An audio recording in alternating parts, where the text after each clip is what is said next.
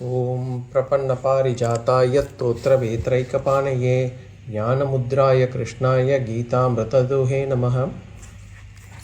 Pranam so everyone, we are in the 5th chapter, Sloka number 27.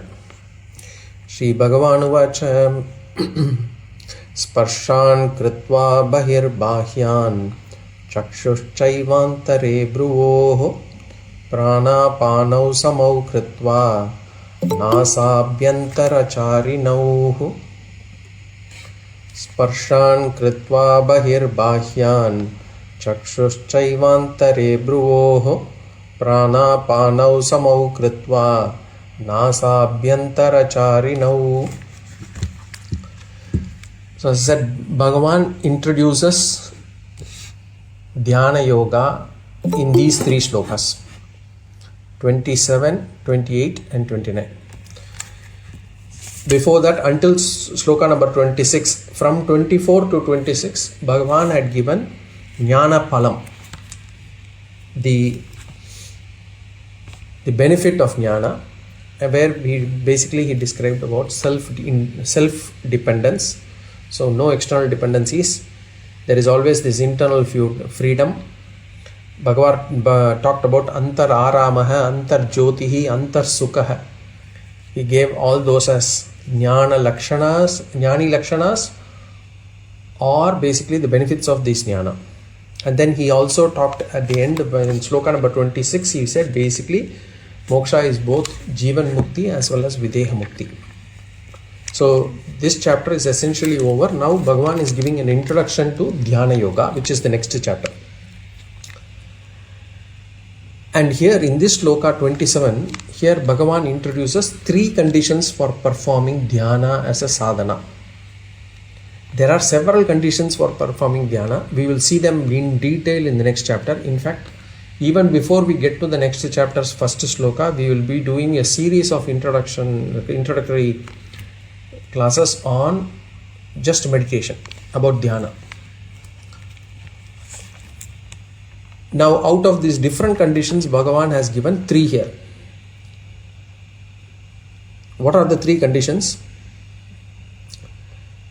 We will see them before we go to the sloka. The first one Bhagavan says is Vishaya-dhyānam akṛitvā. Akṛitvā means one should not do what? Vishaya-dhyānam.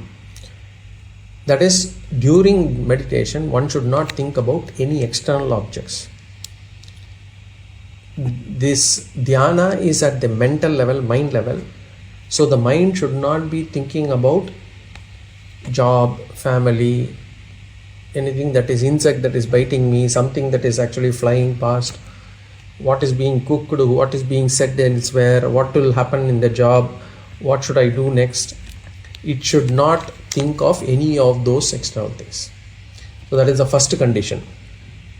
Then the second one is Indriya vyāpāra akṛitvā. Indriya vyāpāra akṛitvā means the sense organs should not function during dhyana. We should not keep our eyes open to see what is happening around. We should not be looking to hear what others are saying at that point of time. We cannot be looking to see whether somebody who has come into the house. We should not be eating something, chewing something during dhyana. So the sense organs should not be functioning. That is the second one. Then the third one is Prāṇān samau kṛitvā. The breath has to be balanced. Breathing must be controlled. We should not jog and then come and sit for dhyana. The breath must be balanced, breath must be samau, balanced and gentle and normal. So disciplining the breath, stopping the sense organs from activity, and controlling the mind from going outward. These are essential conditions for dhyana. As I said, it's more than that. We will see probably in the next chapter. But Bhagavan highlights only these three here, perhaps to kindle interest here. Now if you go to the sloka, sparśān kṛitvā bahir bāhyān. Sparśān means sense objects. Where are these sense objects? Bāhyān. Bāhyān means external. So external sense objects. Sparśān kṛitvā bahir bāhyān. So what sparśān bahir, you see. So what should be done about these external sense objects? Kṛitvā bahir. They have to be kept outside, or other words, keep all external matters outside. So we generally have a tendency to discuss home matters in office and office matters in home. That shouldn't be done here. We should not think about anything external during the time of dhyana. Do not think of any of those external objects after closing the eyes. So this is Vishaya-dhyānam akṛitvā, the one we saw. Out of the three, this is the first one, the second one, Vishaya-dhyānam akṛitvā. Then Bhagavan gives an example for keeping the sense organs. This is the first one. Vishaya-dhyānam akṛitvā is the first one. So this is covering the first one. Then Bhagavan gives an example for keeping the sense organs non-functional, which is the second one. We saw that. The second one we saw to be Indriya vyāpāra kṛitvā. So that Bhagavan gives it as an example. He says, cakṣuḥ cha eva cakṣuḥ antara-bhruvoḥ. Antara-bhruvoḥ. So you fix the eyesight between the eyebrows.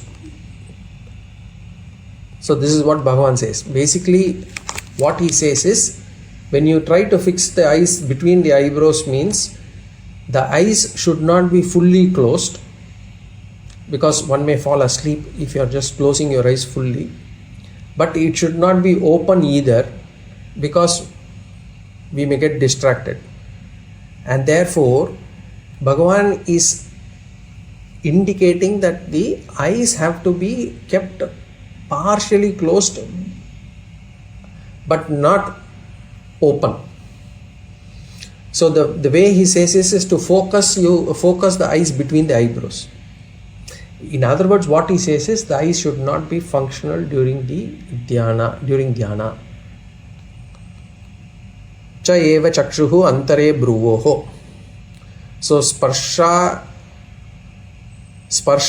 kṛitvā bahir bāhyān cha eva cakṣuḥ antara-bhruvoḥ. Then the next line, Prāṇāpānau samau kṛitvā. Kṛitvā samau. Kṛitvā samau means one should regulate. One should regulate what? Prāṇah apāna. Prāṇa and apāna. The inhalation and the exhalation. So breathing should be slow, should be calm. Breathing should not be fast. Breathing should not be short also. And this has to be maintained during dhyana. And Bhagavan, where is this prana apana happening? Bhagavan says, Nāsabhyantara charinau. Nasa abhyantara charinau. So it is moving in between the nostrils. So Bhagavan basically gives three simple but powerful disciplines for dhyana sadhana here. First thing, the mind should not wander towards external objects. So there is Vishaya-dhyānam akṛitvā. Then the sense organs should be kept quiet and inactive. Indriya vyāpāra akṛitvā. Then the breath should be calm and steady. Prāṇān samau kṛitvā. Prāṇān samau kṛitvā means breath should be disciplined or balanced. So by following these, what will happen? The mind becomes available for dhyana. So it is like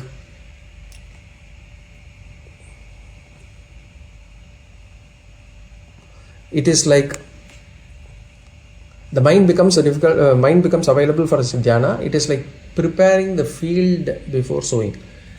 Yes, the first point itself is difficult, because Bhagavan is going to give in the next sloka, in the next chapter we will see, as I said, first of all, even before we sit for dhyana, there is a lot of preparatory work that needs to happen. The whole life has to be disciplined before we can actually say we can sit for dhyana. The 15 minutes of dhyana, to be able to make proper use of this, or to get the benefit or forget getting the benefit, even to be able to sit for 15 minutes for meditation, the remaining 23 hours and 45 minutes are highly important. We will see that. So, preparing the field before sowing it. Only when the field is ready, the seed can grow well. Similarly, only when the mind, the sense organs, the breath, they are disciplined, dhyana becomes possible. So, the summary of this sloka is basically having kept outside the external sense objects and having fixed the sight between the eyebrows, one should regulate the inhalation and exhalation moving inside the nostrils. So Bhagavan is giving conditions, discipline to be followed during dhyana.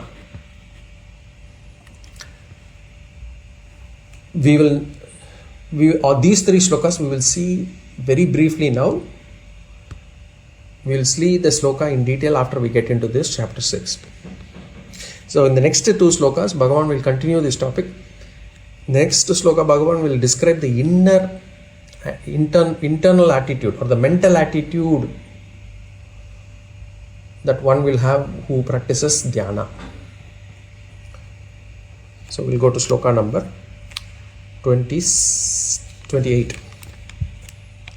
Yatendriya mano buddhihi munirmoksha parayanah vigatecha bhayakrodha yasada mukta yevasah. Yatendriya mano buddhihi munirmoksha parayanah vigatecha bhayakrodha yasada mukta yevasah.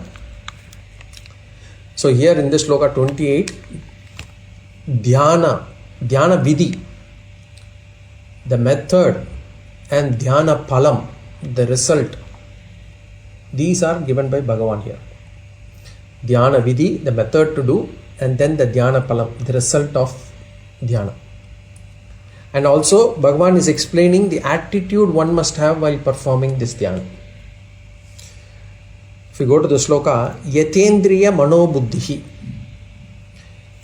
Yatendriya mano buddhihi means manaha and buddhi, which is basically mind and intellect.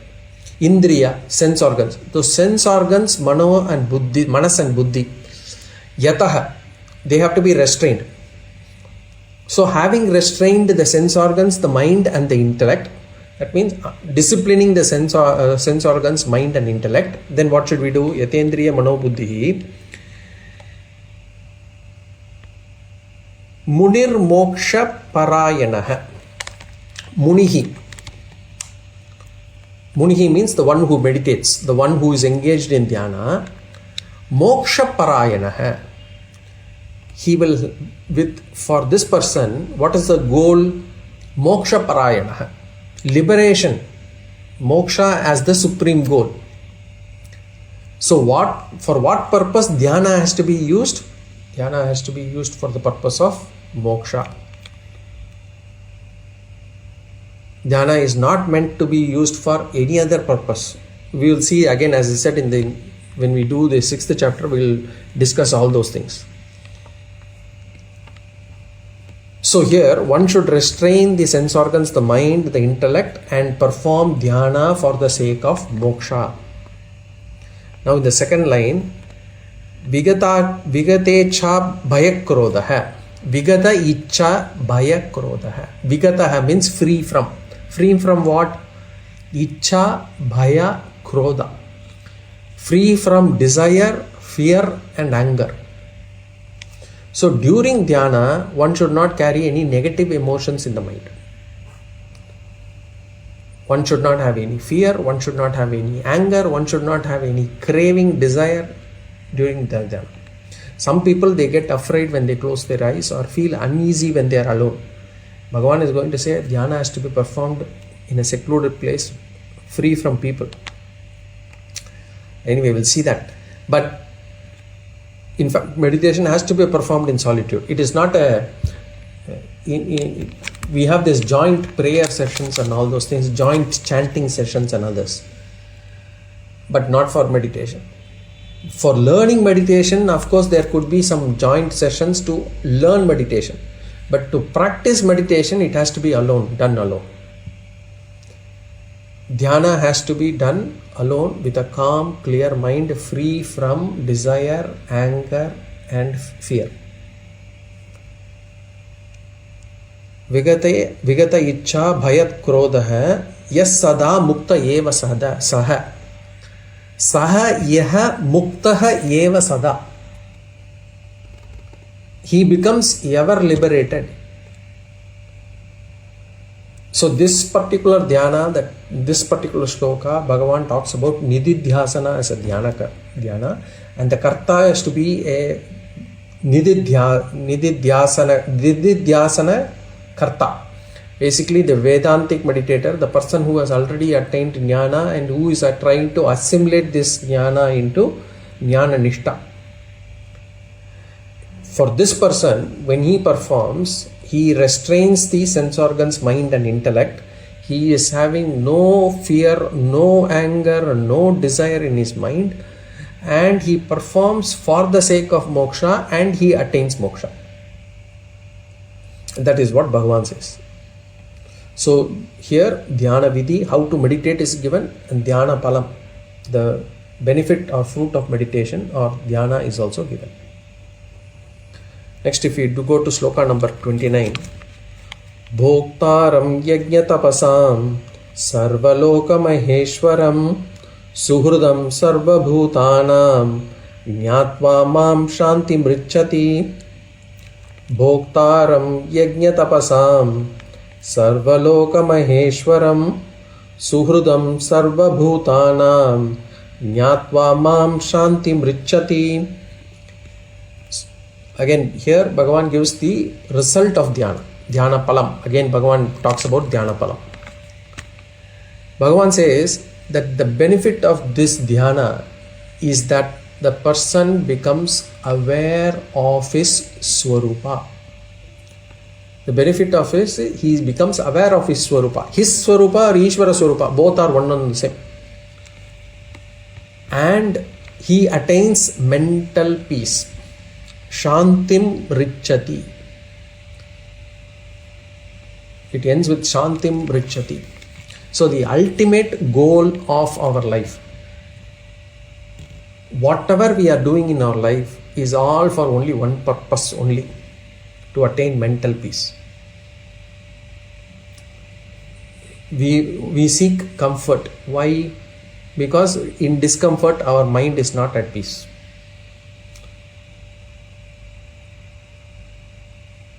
We seek food because if we are hungry, the mind is not at peace. Everything is for mental peace only. And if we are able to disconnect all these comforts, food, the external enjoyment from mental peace, then if we are able to attain mental peace, and whether these things are around us or not, that person is considered to be a jnani. That person, that is where we have to get. Because as long as we depend on these things are not permanent, and they cannot give us happiness or mental peace at all times. Suppose we say summer is very hot, I need air condition. Suppose air condition can give me comfort, so when I am in an air conditioned room, I am feeling comfortable. But the same air conditioner in winter in Antarctica or in any other place will not give you happiness. So it is not as long as we are looking to actually only rely on external objects for happiness, it is not an intelligent way of living. That's what Bhagavan says. So the idea is to actually attain mental peace with or without these things. Now the goal of dhyana is to attain this mental peace. And whoever does dhyana attains this mental peace. That is the benefit of dhyana. Now how are they able to attain this peace? Bhagavan says, to attain this mental peace, what you should know is to know your Swarupa or Ishvara Swarupa. If you know your Swarupa or Ishvara Swarupa, you attain mental peace. How does attaining mental peace, how does knowing my Swarupa will give me mental peace? We have already done Vichara earlier. I don't want to go back there. When we discuss that particular sloka, when we come back to that sloka once, we'll discuss that. But here what we need to know, if I know Ishvara Swarupa, I attain mental peace. That's what this sloka says. All other words in this sloka are lakshanas or indicators of Ishvara. Bhagavan describes Ishvara here, and he says, Bhagavan here in this sloka, he speaks as Ishvara himself. He describes, this is my nature. And he says, if you know this nature, you will attain shantim richati. Bhagavan says, Bhoktaram yajna tapasam. Bhoktaram yajna tapasam. Bhokta means what? Enjoyer. Bhagavan says, I am the enjoyer of food. Of what? Yajna tapasam. I am the receiver, I am the enjoyer, I am the receiver of all rituals and austerities. Yajna and tapas, rituals and austerities. So, this yajna and tapas, why do we do yajna, dana, tapas? Ultimately to attain Ishvara. Because who receives this yajna and tapas? Ishvara himself. So Bhagavan answers the question, who am I? I am the one who receives all this yajna and tapas. I am the object of your worship. I am the object of all worships. That's what he says. Bhoktaram yajna tapasam. Then he says, Sarvaloka Maheshwaram. I am the Ishvara, Maheshwara. For what? Sarvaloka, for all worlds. I am the supreme master of all worlds. So he is the supreme master. Bhagavan claims, I am the supreme master. So supreme master, is he going to be merciless? Is he going to be indifferent? Bhagavan says, no. Suhrudam sarva bhutanam. I am the suhrut. Suhrut means what? I am the well-wisher. I am the friend for all beings. I am the well-wisher of all beings. But then Shankara Bhagavad-pada, he gives a qualification here. He says, Bhagavan says Suhrut, well-wisher. Bhagavan or Ishvara gives results according to each one's karma. So he has no likes or dislikes. He has no partiality. His friendship and goodwill are extended to all beings. So therefore, what we receive in life is the result of all the karma that we do, or all the karma that we have done. Suhridam sarva bhutanam nyatva mam shantim richati. Knowing me thus, if you know me to be Bhoktaram Yajnatapasam, if you know me to be Sarvaloka Maheshwaram, if you know me to be Suhradat Sarva Bhutanam, you know me thus, you thinking of me, meditating upon me, Shantim Richati. One attains Shanti, peace of mind. So such a person basically attains both Jivan Mukti and Videha Mukti. So with that, we complete this particular chapter. Om Tat Sat iti Srimad Bhagavad Gitasu Upanishadsu Brahma Vidyayam Yoga Shastre Shri Krishna Arjuna Samvade Sannyasa Yogo Nama Panchamodhyayah. So with that, we come to this end of this 5th chapter. Any questions or comments before we go to the summary of the 5th chapter?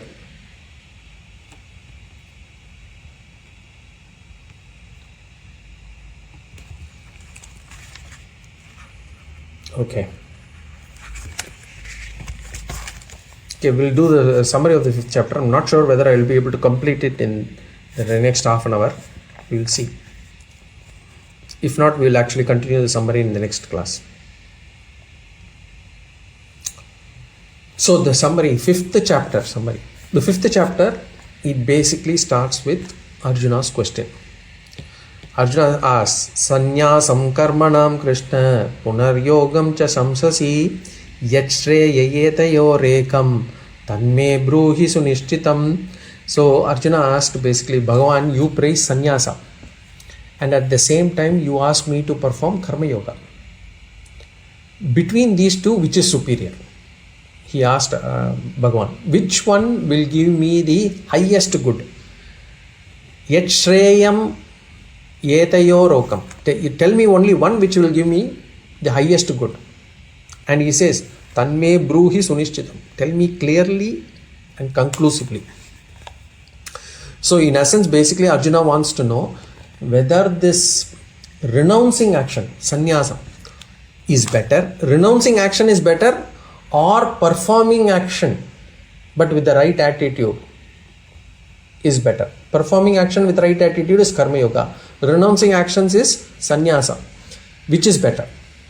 Whether being in the midst of actions is better or renouncing action. For what? Spiritual growth. That was the question. And Bhagavan answers that he comes directly. And he gives a clear answer in the second sloka. Bhagavan says, Sri Bhagavan uvacha sannyasa karma yogascha nishreyasya karavubhau tayostu karma sannyasat karma yogo vishishyate. Bhagavan says karma yogo vishishyate. Karma yoga is better. He says, Sannyasa karma yogascha nishreyasya karovubhau. Both sannyasa and karma yoga both lead to the final goal, lead to the highest goal. Both are good, he said. But then he adds, karma yoga vishishyate. Karma yoga is better than sannyasa. Vishishyate should be interpreted as better, not better suited, not as superior. Vishishyate should not be interpreted as superior in the absolute sense. He says karma yoga is better suited for you, Arjuna. In fact, for most of us, it is the most appropriate sadhana for the majority of people. So with that, Bhagavan gives the answer, but he doesn't stop there. He elaborates on this answer. Bhagavan, so from sloka 3 to 7, Bhagavan elaborates on his answer to say why karma yoga and sannyasa are essentially the same or equivalent, or they're essentially equivalent, because that's what he said, Bhagavan. And then he also says why karma yoga is the right starting point. So in sloka 3, Nyayasya nitya sannyasi yonadveshtina kaṅkṣati nirdvando hi mahabāho sukham bandhat pramuchyate. Bhagavan says, one who does not hate, one who does not desire, one who does not have basically aversion or attachment, such a karma yogi is known to be nitya sannyasi. What do you mean? How both are equated? Because in sannyasa, what do? You renounce actions.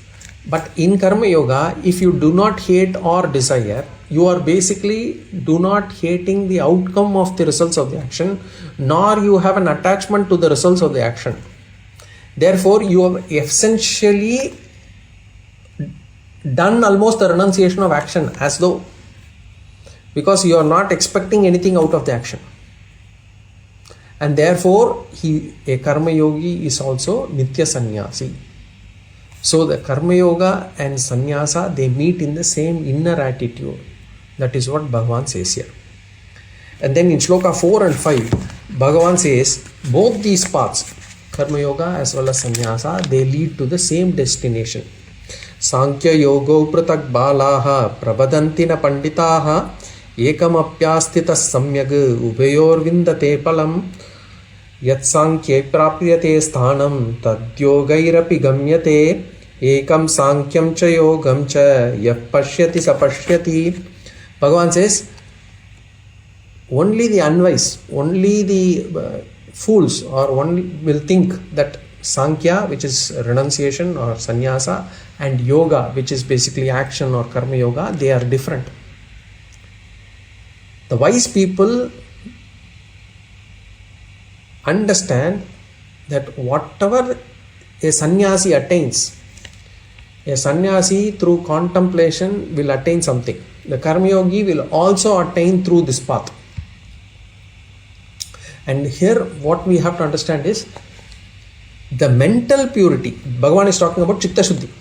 The mental purity that one attains through karma yoga, it is the same as the chitta shuddhi that a vividya sannyasi gains. You remember, if you remember, you will have to go back. There is vidvat sannyasam and vividya sannyasam. Vidvat sannyasam is sannyasam that is taken after attaining jnana. Vividya sannyasam is about sannyasam that is taken after vairagya, for the sake of jnana. So which means for the second stage or second sannyasa, he hasn't attained jnana, and therefore he also needs chitta shuddhi to attain jnana. A karma yogi is also doing all the actions without any attachment on the results for the sake of chitta shuddhi. So both will attain chitta shuddhi. So both these sadhanas will lead to ultimately the same goal. The phalam of both these paths is the same. So that is what Bhagavan said until 4 and 5. Then in sloka number 6, Bhagavan said, this karma yoga is the gateway to sannyasa. Which sannyasa now we are talking about? Vidvat sannyasa. Unless you do karma yoga, vidvat sannyasa is not possible. Bhagavan says, sannyāsastu mahabaho dukkhamaptum ayogatah yoga yukto munir brahma nachirenadi gacchati. Sannyāsastu mahabaho dukkhamaptum ayogatah yoga yukto munir brahma nachirenadi gacchati. Bhagavan says without karma yoga sannyasa is difficult. Now we are talking about vidvat sannyasa. A mind without karma yoga, it cannot suddenly take to renunciation. But one who is established in karma yoga, for him moksha is not very far. Therefore karma yoga is better, is perfectly justified. Because what? Karma yoga basically purifies the mind. What is purification of the mind? Freeing the mind from raga dvesha. And freeing the mind for raga dvesha is very important. We cannot do it overnight. From tomorrow I will not have any likes or dislikes. It's not possible. We will have to slowly reduce raga dvesha. It will take multiple days, weeks, years, even janmas, but doesn't matter. You will have to slowly reduce them. So a karma yoga purifies the mind, it frees from raga dvesha, and it becomes the very cause that enables a person to take up sannyasa at a later date. The mind will automatically take up to sannyasa at a particular date when the mind is free from raga dvesha. So karma yoga is the essential first step towards moksha. So because karma yoga is necessary first step, it cannot be avoided, and therefore Bhagavan praises this. He praises this strongly. Then finally in sloka number 7 here, Bhagavan says, he completes this whole discussion about this karma yoga and sannyasa, and he says, he gives the inner condition of a karma yogi. How does a karma yogi feel, or in what will be his inner attitude. Yoga yukto vishuddhatma vijitatma jitendriyah sarva bhutatma bhutatma kurvannapi na lipyate. So Bhagavan says, this karma yogi who has gained sufficient chitta shuddhi, this person is ready for jnana. And how is he? What kind of attitude does he carry? He yoga yukto vishuddhatma, his mind remains pure during actions. He has vishuddhatma, vijitatma jitendriya. He has inner mastery of his sense organs. So he performs all actions without any kama sankalpa.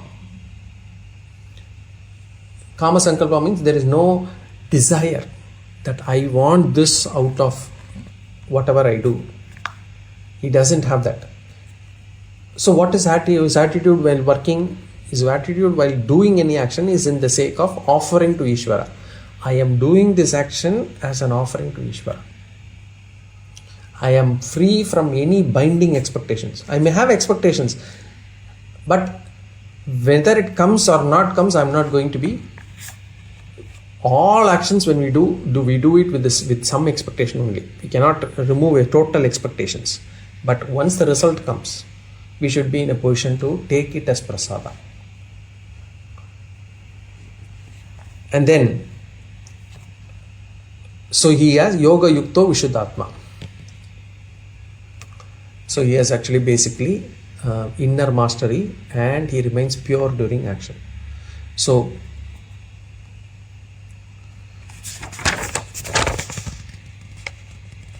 kurvannapi na lipyate. He even though he is performing his actions, he is not affected by any of those actions.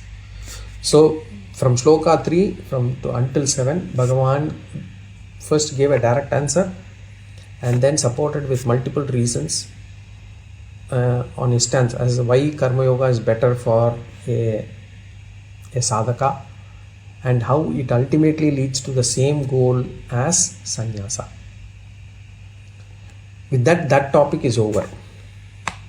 Now in Sloka 8 and 9, Bhagavan calls out basically that a jnani is akarta. If you remember the previous chapter, the 4th chapter were all about akarta abhokta only, where we said that was the jnana karma sannyasa we saw. Here Bhagavan again calls out that a jnani is akarta. In Sloka 8 and 9. Naiva kinchit karomiti yukto manyeta tattvavit pashyan shrinvan sprashan jagran ashnan gachan swapan swasan pralapan visajan grannan unmishan nimishan napi indriyani indriyarteshu vartanta iti dharayan. So Bhagavan here what he did, a tattvavit, a knower of truth. Bhagavan says a tattvavit, as in a jnani who is a knower of truth, even while seeing, hearing, touching, smelling, eating, moving, reclining, breathing, talking, evacuating, receiving, opening the eye, closing the eye, even while doing all these things, he clearly understands, I do not do anything at all. Naiva kinchit karomi iti. I do not do even a little. That who knows? The person who does these things. What does this mean? Basically, the jnani knows that all these actions are the stula sukshma karana shariras performing their actions, or basically the sense organs, mind and intellect are doing, or the panchakoshas doing the actions. Sense organs functioning in their respective fields. Indriyani indriyarteshu vartante, they are functioning. He knows with absolute clarity that the self is akarta, the non-doer. It is the mind, the body and the sense organs. They perform their natural activities according to the prarabdha of these activities. The Atma is untouched. This is the vision of a jnani. That Bhagavan gave in Sloka number 8 and 9. Then comes the interesting part. 10 to 12. Bhagavan once again speaks about Karma Yoga. And here in these three are beautiful shlokas because the complete Lakshana of Karma Yoga is given clearly in these three shlokas. Sloka number 10. Brahmanyādāya karmāni sangam tyaktva karoti yah lipyate nasa papena padmapatram ivambasa. So Bhagavan here gives a beautiful Lakshana, the Lakshana of Karma Yoga, but with a very familiar example that we know. Basically, the Padmapatra Ivambasa. We always say, lotus leaf is untouched by water. So, a Karma Yogi performs all actions and yet he is unaffected. Unaffected by what? Bhagavan says he is unaffected by Papa. He will not get Papa. For who? A Karma Yogi himself. You need not become a jnani to not get Papa. If you are a Karma Yogi itself, Papa will not affect you. Bhagavan says, Brahmani adhaya karmani. Brahmani adhaya karmani means placing all actions in Brahman. Basically dedicating all actions and its results to Ishvara. Brahmani adhaya karmani sangam tyaktva. Sangam tyaktva means without any attachment. Cutting off attachment. Okay, you are cutting off attachment, but will you do the job? Yes, karoti yaha, and still performs his duties. What happens to him? Lipyate nasa papena. Such a person is not affected by papa. How? Just as a lotus leaf is not affected by water. Padmapatra imam basa. So that is one definition of Karma Yoga that Bhagavan gave. Then in Sloka 11, Bhagavan explains how a Karma Yogi performs his actions. Kaye namanasa buddhya kevalair indriyairapi yoginah karma kurvanti sangam tyaktva mashuddhaye sangam tyaktvatma shuddhaye. So Bhagavan says, whether it is kayena, manasa or buddhya, whether it is through the body or whether it is through the mind or whether it is through the intellect or indriya or whether it is even through the sense organs, the Karma Yogi performs all these actions without attachment. Sangam tyaktva. Kayena manasa buddhya kevalair indriyairapi. Then second line, last one, sangam tyaktvatma shuddhaye. Sangam tyaktva. Without any attachment. Why does the Karma Yogi do all these things? For what purpose? What is the benefit of doing all these things? Bhagavan clearly says here, Atma Shuddhaye. Atma Shuddhaye means for purification of the mind. So, purpose of doing Karma Yoga, where it is clearly said that Karma Yoga will give me purity of mind. Karma Yoga will free me from likes and dislikes. This is the Sloka. This is the Pramāṇa. Bhagavan is highlighting that Karma Yoga is not about what we do. Karma Yoga is about how we do it. Every action can be converted into a spiritual action. We need not do puja for making it a spiritual action. The normal day-to-day mundane activities also can be converted into spiritual action. How do we do it? Through just the attitude. And that's why it becomes so easy to follow Karma Yoga. But for following Karma Yoga, the mind must be tuned to think about Ishvara at all times. Only then, and the mind should reduce its ego. We should say, I have done it, I am doing it for my sake, I want this to happen. That has to reduce. Bhagavan has to go up, and then we will have to, only then we will be able to dedicate actions to Ishvara. And then what happens? Every action becomes spiritual. And every action becomes spiritual, but with the attitude that I am without any attachment. I am not doing it for any particular person or for my sake. I am purely doing this for inner refinement. That is what Bhagavan says. Therefore, this verse, if you look at it, it gives the complete definition of Karma Yoga. One is action performed without dependence, without any selfishness, and the result for why we are doing Karma Yoga, is it for Chitta Shuddhi? It is for Chitta Shuddhi. That is given clearly in this Sloka, Sloka number 11. Now, in Sloka number 12, Bhagavan gives the difference between Karma Yoga and Karma. What is the difference between Karma Yoga and Karma? Yukta karma palam tyaktva shantimapnoti naishtikim ayukta kamakarena phale sakto nibadhyate. The Karma Yogi, the Yuktaha, what he does, he gives up attachment to the results. Karma palam tyaktva. Results of the action he basically renounces. He doesn't want any results from the action. But he continues to perform action. Yuktaha karma palam tyaktva. By doing that, what he gains? Shanti mapnoti naishtikim. Naishtikim means lasting. Shanti means peace. Apnoti, attains. He attains lasting peace, not temporary peace. He is having proper peace. Whereas, on the other hand, Bhagavan says ayuktaha. Ayuktaha means who performs actions as actions alone.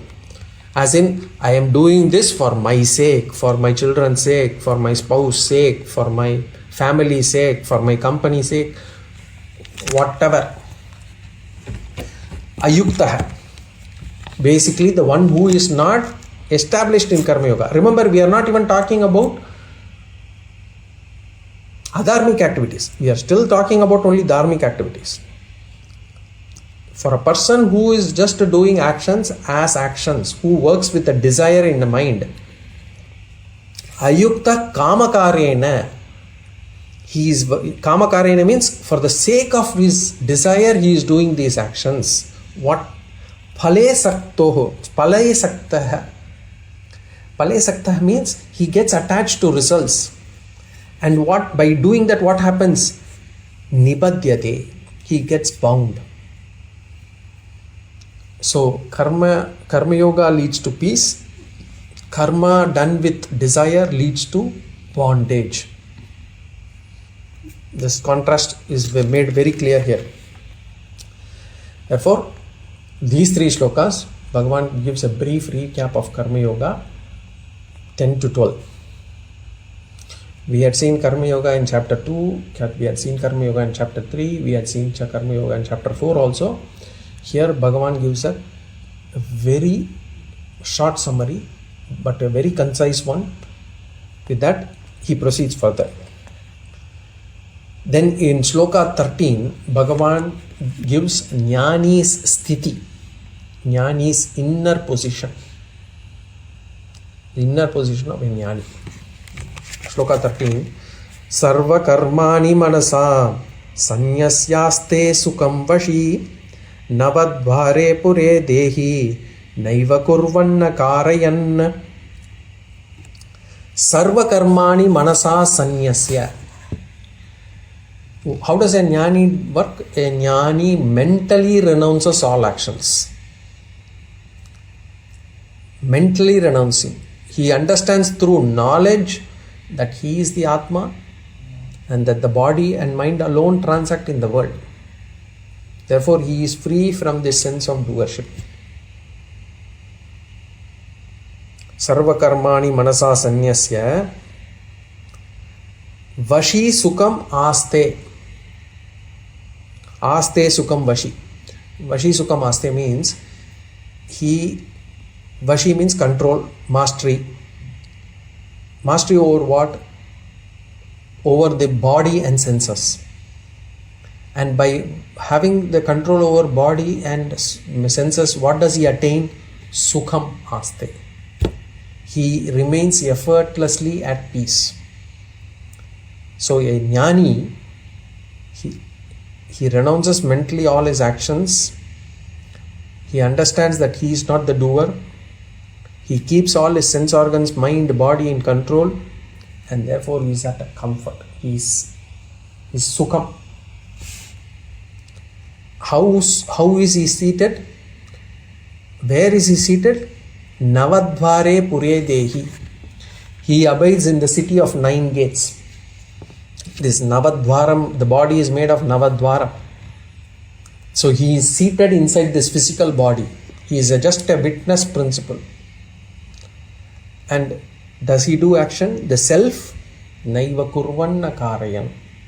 Neither does he do any action, nor he cause anything to be done. He doesn't instigate anybody. Some people think that the Atma instigates the body to do action. No. That is also in our Siddhanta we say no. Atma does not instigate even the body or mind to do any action. Atma is akarta, akṛitvā. It is not even an instigator. Similarly, Atma abhokta, it doesn't enjoy or experience anything. So this jnani does not take himself to be the doer. He does not take himself to be the instigator also. This is the sthiti of a jnani, the quiet inner peace in which all doership is dropped. This is for a jnani. Then in Sloka 14 and 15, Bhagavan gives the Atma Swarupa. Atma Swarupa, as in how does Bhagavan basically explains why a jnani is neither a doer nor an instigator. And Bhagavan clarifies that it is not a special status that a jnani has earned. Because when Atma Swarupa is given, it is not about jnani alone. Atma is only one. We are also supposed to own up to the Atma. So when this Atma Swarupa is given, it is not to be seen as jnani's Atma is like that, my Atma is different. It is for us to understand this is the Atma Swarupa. And jnani is able to recognize that, jnani is able to own up to that. What is the nature of the Atma? These two slokas 14 and 15. From that onwards we will see in the next class. Any questions or comments?